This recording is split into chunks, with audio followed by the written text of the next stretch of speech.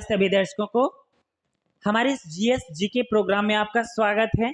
और यहाँ पर देख रहे हैं क्लास जो है आपकी चल रही है विज्ञान विज्ञान के बहुत ही महत्वपूर्ण क्वेश्चन। यहाँ पर देख रहे हैं विज्ञान के बहुत ही महत्वपूर्ण प्रश्न उत्तर चल रहे हैं जो सभी प्रतियोगी परीक्षाओं के लिए बहुत ही ज्यादा महत्वपूर्ण है। आइए देखते हैं यहाँ पर साइंस फैक्ट। यहाँ पर जो क्वेश्चन देख रहे हैं साइंस फैक्ट बहुत ही ज्यादा मोस्ट इंपॉर्टेंट क्वेश्चन है। ये सभी प्रतियोगी परीक्षाओं के लिए बहुत ही ज्यादा हेल्पफुल है। यहाँ पर देख रहे हैं हमारा चैनल है स्टडी वेल 77, इसे सब्सक्राइब करें। और यहाँ पर देख रहे हैं कि जीएस जीके भी चल रहा है, बाकी अंग्रेजी की क्लास भी चल रही है। यहाँ पर जीएस में देख रहे हैं हिस्ट्री, जियोग्राफी, पॉलिटी, इकोनॉमिक्स सभी प्रकार के सब्जेक्ट यहाँ पर पढ़ाए जा रहे हैं, जो यहाँ पर बहुत ही अच्छा कंटेंट आपको मिलने वाला है। यहाँ पर प्लेलिस्ट बनी हुई है, नीचे डिस्क्रिप्शन पर जाइए और प्लेलिस्ट को देखिए और 1 बाय 1 करके आपको वीडियोस मिलेंगे। तो यहाँ पर देख रहे हैं साइंस की ये क्लास आपकी चल रही है, तो साइंस की क्लास यहाँ पर देखते हैं, स्टार्ट करते हैं। यहाँ पर साइंस की क्लास जो है यहाँ पर देख रहे हैं इसमें जीके की बहुत ही महत्वपूर्ण क्वेश्चन यहाँ पर देखने को मिलेंगे, जो बहुत ही ज्यादा सभी प्रतियोगी परीक्षाओं के लिए बहुत ही ज्यादा महत्वपूर्ण है। चलिए स्टार्ट करते हैं। फर्स्ट क्वेश्चन है आपका, पुष्पों का अध्ययन क्या कहलाता है? पुष्पों का अध्ययन यहाँ पर देखेंगे कि किसका अध्ययन क्या कहलाता है। तो यहाँ पर देखते हैं पुष्पों का अध्ययन क्या कहलाता है, तो एंथ्रोलॉजी। पुष्पों का अध्ययन क्या कहलाता है? एंथ्रोलॉजी कहलाता है पुष्पों का अध्ययन। अगला क्वेश्चन है, जीवाणु की खोज सर्वप्रथम किसने की थी? जीवाणु जो छोटे छोटे सूक्ष्म जीव होते हैं, इनकी खोज सर्वप्रथम किसने की थी? तो लेवेनहॉक ने। किसने की थी? लेवेनहॉक ने। जीवाणु की खोज की थी लेवेनहॉक ने। आगे देखते हैं, नेक्स्ट क्वेश्चन है, सर्वप्रथम विषाणु की खोज किसने की थी? विषाणु की खोज किसने की थी? इवानोव्स्की ने ही विषाणु की खोज की थी। जीवाणु की खोज की थी लेवेनहॉक ने और विषाणु की खोज की थी इवानोव्स्की ने। ये बहुत ही ज्यादा इंपॉर्टेंट क्वेश्चन है। आगे देखते हैं, किस शैवाल से आयोडीन प्राप्त होता है? देखिए शैवाल जो होते हैं, शैवालों से आयोडीन की मात्रा प्राप्त होती है। तो किन शैवालों से आयोडीन प्राप्त होता है? तो लैमिनेरिया नामक शैवाल होते हैं जिनसे आयोडीन की मात्रा प्राप्त की जाती है।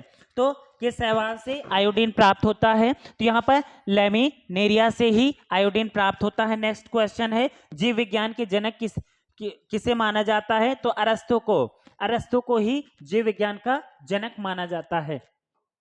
जीव विज्ञान का जनक माना जाता है अरस्तु को। और वनस्पति विज्ञान का जनक माना जाता है थियोफ्रास्टस को। वनस्पति विज्ञान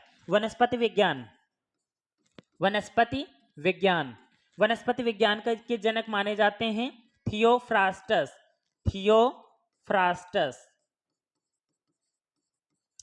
वनस्पति विज्ञान के जनक माने जाते हैं थियोफ्रास्टस और जीव विज्ञान के जनक माने जाते हैं अरस्तु। नेक्स्ट क्वेश्चन है, लाल सागर का लाल रंग किसके कारण होता है? लाल सागर जो है, तो लाल सागर का जो रंग है वो लाल किसके कारण होता है, जिसके कारण उसका नाम लाल सागर पड़ा? तो शैवाल जो होते हैं, तो लाल सागर में शैवाल की मात्रा काफी ज्यादा पाई जाती है। नेक्स्ट क्वेश्चन है, पीडोलॉजी में किसका अध्ययन किया जाता है? तो भूमि का अध्ययन होता है पीडोलॉजी में। अब यहाँ पर क्वेश्चन पूछा जा सकता है, भूमि का अध्ययन क्या कहलाता है?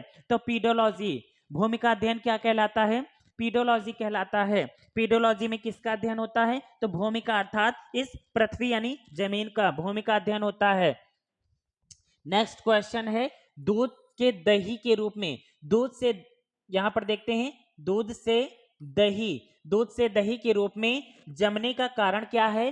तो मतलब कौन से ऐसे तत्व होते हैं, कौन से ऐसे जीवाणु होते हैं? तो यहाँ पर देखते हैं, दूध से दही को जमने में सहायक होता है, यहाँ पर अम्ल पाया जाता है, लैक्टिक अम्ल पाया जाता है। बाकी दूध से दही के जमने में सहायक कारण कि यहाँ पर कुछ जीवाणु पाए जाते हैं, कौन से होते हैं? तो लैक्टोबैसिलस। यहाँ पर देखते हैं, तो दूध से दही के रूप में जमने का कारण क्या है? तो लैक्टोबैसिलस है, जिसके कारण से दूध दही में परिवर्तित हो जाता है।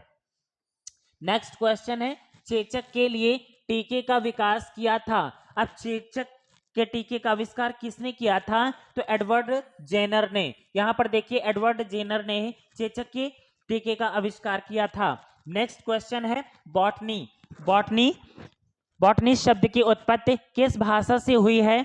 बॉटनी शब्द की उत्पत्ति किससे हुई है? तो ये ग्रीक भाषा से हुई है। किससे हुई है? ग्रीक भाषा से। बॉटनी शब्द की उत्पत्ति किस भाषा से हुई है? तो ये हुई है ग्रीक भाषा से।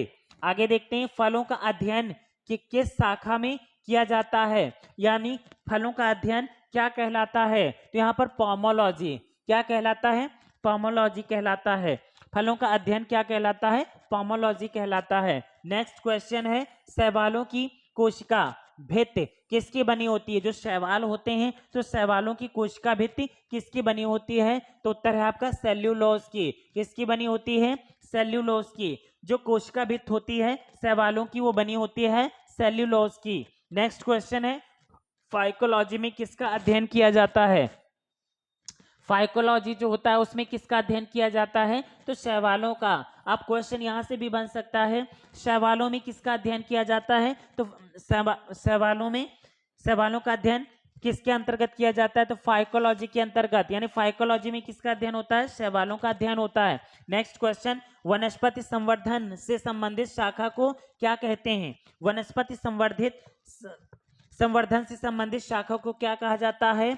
हॉर्टिकल्चर। हॉर्टिकल्चर जो होता है कहा जाता है वनस्पति संवर्धन। वनस्पति यानी अर्थात वनस्पति जगत में जितने भी, यानी यहाँ पर जितने भी एग्रीकल्चर के अंतर्गत, कृषि से अंतर्गत जो भी चीजें आती हैं उसे क्या कहा जाता है? हॉर्टिकल्चर कहा जाता है। नेक्स्ट क्वेश्चन है वनस्पति विज्ञान के जनक कहा जाता है किसको? थियोफ्रास्टस को। अभी हमने आपको बताया था पहले ही जीव विज्ञान के जनक अरस्तु को कहा जाता है और वनस्पति विज्ञान के जनक थियोफ्रास्टस को कहा जाता है। नेक्स्ट क्वेश्चन यहां पर देख रहे हैं, आगे देखते हैं तत्वों से संबंधित मुख्य प्रमुख तथ्य। यहां पर देख रहे हैं जो विज्ञान में कुछ धातुएं वगैरह होती हैं तो कितने धातुओं की खोज हो चुकी है, कितने तत्व पाए जाते हैं, यहाँ पर तत्वों की संख्या देखेंगे।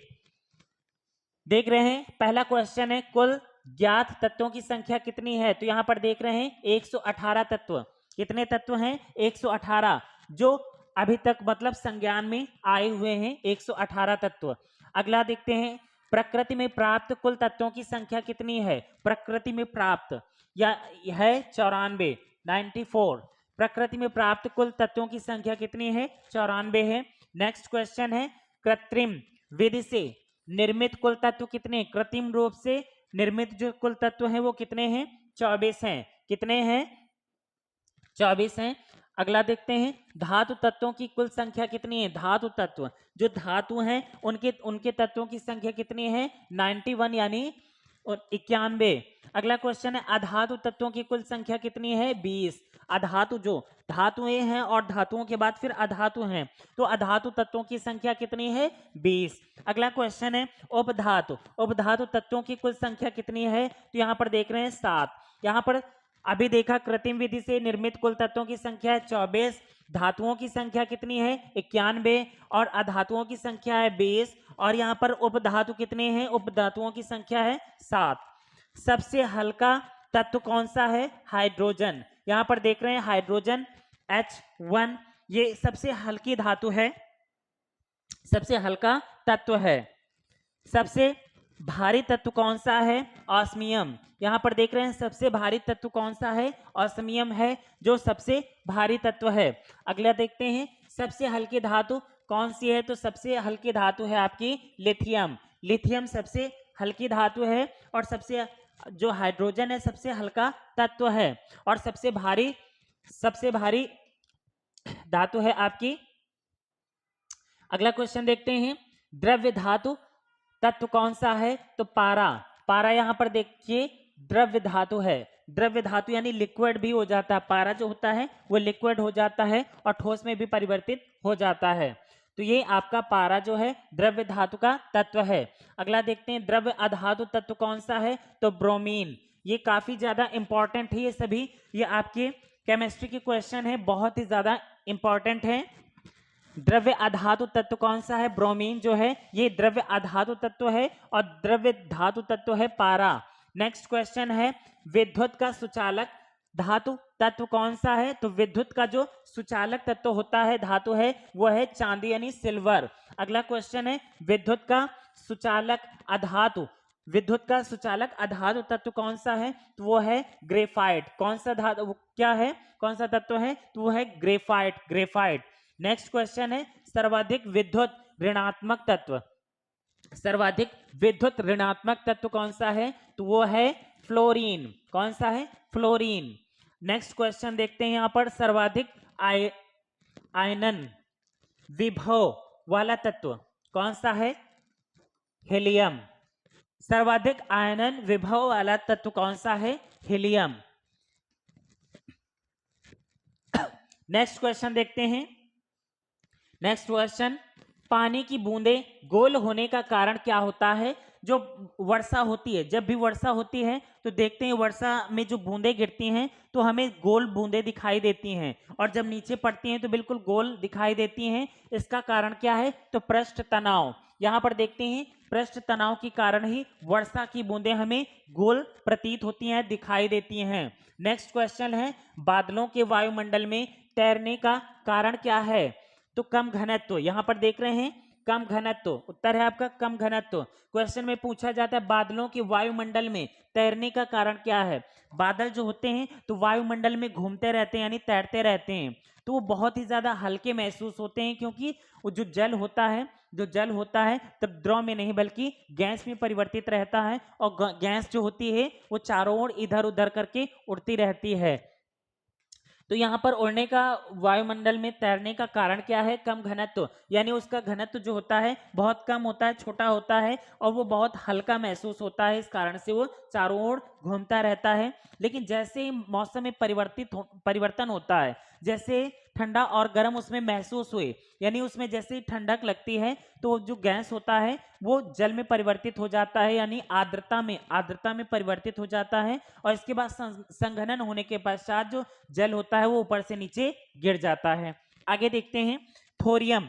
थोरियम का मुख्य स्रोत क्या है? तो मोनाजाइट। मोनाजाइट, थोरियम का मुख्य स्रोत क्या है? मोनाजाइट है। अगला क्वेश्चन है अत्यधिक उच्च तापक्रम मापने वाला यंत्र। अत्यधिक उच्च तापक्रम मापने वाला यंत्र कौन सा है? पायरोमीटर। कौन सा है? पायरोमीटर। नेक्स्ट क्वेश्चन है किसी तारे का रंग सूचक होता है। किसी तारे का रंग जो होता है सूचक होता है, किसका सूचक होता है? उसके ताप का। जो तारा होता है तो अधिक अधिक चमकीला दिखाई देता, अधिक और या कम दिखाई देता है, इसका कारण होता है कि नजदीकी या दूरी। और बाकी किसी तारे का रंग जो होता है सूचक होता है, या बहुत ज्यादा तीव्र दिखाई दे रहा है, कम दिखाई दे रहा है, तो इसका ताप, यानी किसी तारे का जो ताप है कम होता है और किसी का ज्यादा होता है। अगर पृथ्वी के नजदीक है तारा, अगर नजदीक है तो अधिक चमकीला दिखाई देगा, और अगर दूरस्थ अर्थात दूर है तो कम चमकीला दिखाई देगा। नेक्स्ट क्वेश्चन देखते हैं रेटिना पर प्रतिबिंब बनता है वास्तविक तथा उल्टा। यहां पर देख रहे हैं रेटिना, जो हमारे आंखों की रेटिना है, इस पर एक प्रतिबिंब बनता है। जब दर्पण होता है, दर्पण को इधर उधर करते हैं तो यहाँ पर रेटिना पर जो प्रतिबिंब बनता है वो कैसा बनता है? तो यहाँ पर वास्तविक तथा उल्टा बनता है। आगे देखते हैं कोई वस्तु, जब हम कोई वस्तु को हम ऐसे करके देखते हैं तो वो वस्तु भले ही हम उससे देखते हैं लेकिन उसका जो प्रतिबिंब बनता है तो उसका प्रतिबिंब जो आगे सामने का होता है, तो हमारी आंखों में जब कोई दूसरा व्यक्ति हमारे आंखों में देखता है तो उसका आकार हमारे उन आंखों में दिखाई देता है। इसी कारण से यहाँ पर वास्तविक जो वस्तु का जो आकार होता है वो वास्तविक होता है और उसका उल्टा आकार दिखाई देता है। नेक्स्ट क्वेश्चन यहाँ पर देख रहे हैं रक्त को थक्का बनने में मदद करता है कौन सा विटामिन? तो यहाँ पर विटामिन के जो होता है रक्त का थक्का बनने में सहायक होता है। नेक्स्ट क्वेश्चन है संपूर्ण शरीर के लिए रक्त पंप करता है, संपूर्ण शरीर के लिए जो रक्त का पंप करता है यानी उसका, तो वो कौन सा? बायां निलय। बायां निलय जो होता है तो संपूर्ण शरीर के लिए रक्त पंप करता है बायां निलय, इसके माध्यम से संपूर्ण शरीर में फैलता है। नेक्स्ट क्वेश्चन है दूध का पीला होने का कारण क्या है? तो कैरोटीन। यहां पर देखते हैं, यहां पर देखिए भैंस का दूध होता है वो सफेद दिखाई देता है, लेकिन गाय का दूध होता है तो वो पीला दिखाई देता है। इसका कारण क्या होता है? तो गाय के का दूध पीला होता है, इसका कारण होता है कैरोटीन नामक प्रोटीन। एक प्रोटीन होता है कैरोटीन नामक प्रोटीन। गाजर का लाल भी देखते हैं कि लाल होता है, इसका कारण भी क्या है, कैरोटीन नामक प्रोटीन। टमाटर का लाल रंग होता है, इसका कारण क्या है, वो भी होता है कैरोटीन नामक प्रोटीन। हाथों में देख रहे हैं जो हमारे नेल्स जो होते हैं, नाखून होते हैं, इनमें भी कैरोटीन नामक प्रोटीन ही पाया जाता है। हाथों के नाखून में भी कैरोटीन नामक प्रोटीन ही पाया जाता है। नेक्स्ट क्वेश्चन देखते हैं, 1 जूल बराबर कितना होता है, 10 की पावर 7 अर्ग। 1 जूल बराबर होता है 10 की पावर 7 अर्ग। नेक्स्ट क्वेश्चन है, शराब का पीएच मान कितना होता है, 2.8। शराब का पीएच मान कितना होता है, 2.8 होता है। नेक्स्ट क्वेश्चन है, आलू में गुणसूत्रों की संख्या कितनी होती है, तो आलू में गुणसूत्रों की संख्या 48 होती है। कितनी होती है, 48 होती है। और मनुष्य में गुणसूत्रों की संख्या कितनी होती है, 46 होती है। यानी मनुष्य से ज्यादा गुणसूत्रों की संख्या आलू में पाई जाती है, 48, मतलब 2 और ज्यादा होती हैं। मनुष्य के शरीर में 46 होती हैं तो आलू में 48 होती हैं। आगे देखते हैं नेक्स्ट क्वेश्चन, श्वेत रक्त कण अर्थात WBC व्हाइट ब्लड, यहां पर देखते हैं श्वेत रक्त कणिकाएं। जो श्वेत रक्त कणिकाएं होती हैं अर्थात WBC का जीवन काल कितना होता है, तो 2 से 4 दिन, 2 से 4 दिन तक का होता है आरबी यानी WBC का जीवन काल। नेक्स्ट क्वेश्चन है, गेंद स्पिन करना किस सिद्धांत पर है, तो ये देखते हैं गेंद जो होता है स्पिन करना ये किस सिद्धांत की देन है, तो बर्नौली का सिद्धांत, बर्नौली का सिद्धांत है। गेंद स्पिन करने का सिद्धांत जो है किसका है, किसकी देन है, तो बर्नौली का सिद्धांत है ये। नेक्स्ट क्वेश्चन है, आलू में ब्लैक हार्ट होने का कारण क्या है, तो ऑक्सीजन की कमी। अगर आलू में ऑक्सीजन की कमी हो जाती है तो ब्लैक हार्ट हो जाता है, नहीं आलू जो होती है काली पड़ने लगती है। नेक्स्ट क्वेश्चन है, द्रव्य धातु कौन सी है, द्रव्य धातु जो होती है कौन सी होती है, तो मरकरी जो है द्रव्य धातु है, ये Hg जो होती है मरकरी है, ये द्रव्य धातु होती है।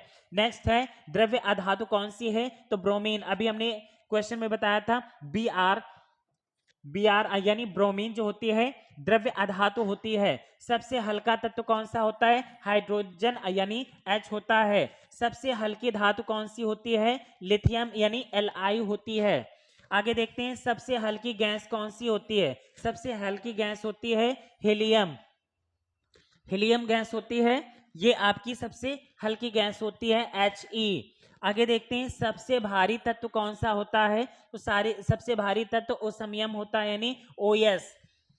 सबसे अधिक अधातु तत्व कौन सा है, यानी क्लोरीन Cl, ये आपका सबसे अधिक अधातु तत्व है। तो ये सारे कौन सा तत्व, ये आपके केमिस्ट्री के क्वेश्चन थे, यानी रसायन विज्ञान की क्वेश्चन थे। कौन सी धातु कौन सी अधातु है और ये किस प्रकार की है, कहां पर इसका यूज होता है, कहां पर प्रयोग होता है, ये सारे क्वेश्चन हमने आपको बताया इस वीडियो के माध्यम से। ये जो क्लास है आपकी GS और GK की चल रही है, जो बहुत ही सभी प्रतियोगी परीक्षाओं के लिए बहुत ही महत्वपूर्ण है। वो कोई भी एग्जाम्स हो और जहां पर विज्ञान यानी साइंस के फैक्ट, यहाँ पर अगर जहां भी साइंस पूछी जाती है, GS GK पूछा जाता है, तो ये सारे क्वेश्चन हर जगह इंपॉर्टेंट हैं। यहाँ पर इस क्लास में आप देख रहे हैं साइंस फैक्ट, यानी साइंस की जितने भी इंपॉर्टेंट फैक्ट होते हैं, यहाँ पर हम मेन चीज आपको मेन फैक्ट आपको आपके लिए ला रहे हैं। और ये जितने भी क्वेश्चन है सभी प्रतियोगी परीक्षाओं में बहुत ही सहायक हैं। तो हमारा ये चैनल है स्टडी वेल 77, इसे सब्सक्राइब करें, लाइक करें, कमेंट करें और वीडियो के ज़्यादा से ज़्यादा शेयर करें, ताकि हम आपके लिए और अच्छे से अच्छा कंटेंट ला सकें। Thank you so much for watching this video.